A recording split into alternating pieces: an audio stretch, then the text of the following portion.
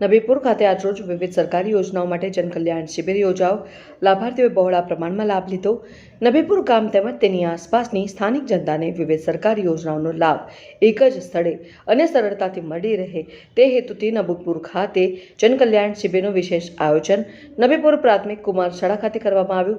આ શિબિર દરમિયાન સામાન્ય નાગરિકોને મૂંઝવતા વહીવટી પ્રશ્નો અને સરકારી યોજનાઓને લગતી કામગીરી એક જ સ્થળ ઉપર જ હાથ ધરવામાં આવી હતી, જેમાં રેશન કાર્ડમાં નવા ગામ ઉમેરવા, કમી કરવા કે અન્ય સુધારાની પ્રક્રિયા, ગંગા સ્વરૂપા આર્થિક સહાય યોજનાના નવા ફોર્મ ભરવા તેમજ માર્ગદર્શન આપવા, વિધવા સહાય યોજનાઓનો લાભ મેળવતા ચાલુ લાભાર્થીઓ માટે જરૂરી KYCની કામગીરી કરાઈ અને સરકારની અન્ય વિવિધ લોકકલ્યાણ અને યોજનાઓની સચોટ માહિતી અને જરૂરી વહીવટી સહાય યોજનાઓની વિસ્તૃત જાણકારી અપાઈ. આયોજકો દ્વારા નબીપુર અને આજુબાજુના તમામ ગામોની જનતાને વહીવટી ધક્કાઓથી બચવા અને પોતાના જરૂરી સરકારી કામો પૂર્ણ કરવા માટે આ શિબિરમાં મોટી સંખ્યામાં ઉપસ્થિત રહીને લાભ લેવા નમ્ર વિનંતી કરવામાં આવી હતી, જેનો જનતાએ પૂરો લાભ ઉઠાવ્યો હતો.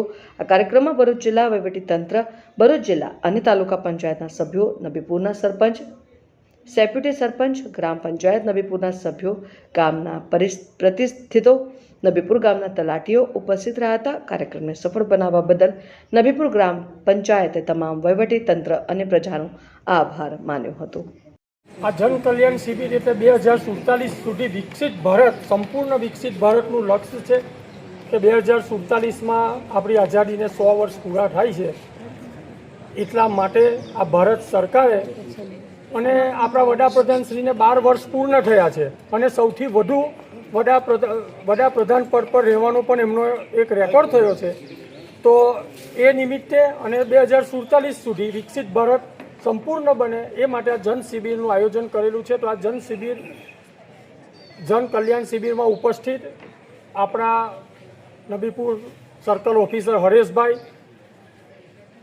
આપણે પારખેડ સીટના સભ્ય જનકભાઈ, સિટપોન સીટથી બહેન આવેલા છે, નબીપુર વિદ્યાબેન, આ ઉપરાંત ગામના સરપંચ બાલુભાઈ છે, દસુભાઈ છે તથા વિવિધ આપણા ગામના આગેવાનો સૌ અહીંયા ઉપસ્થિત છે. તો જન કલ્યાણ શિબિરનો મુખ્ય હેતુ એ છે કે સરકારની વિવિધ યોજનાઓ, સરકારે નક્કી કરેલું છે કે સર્વોદયથી અંત્યોદય એટલે છેવાડાના માનવી સુધી સરકારની દરેક યોજનાઓ પહોંચે.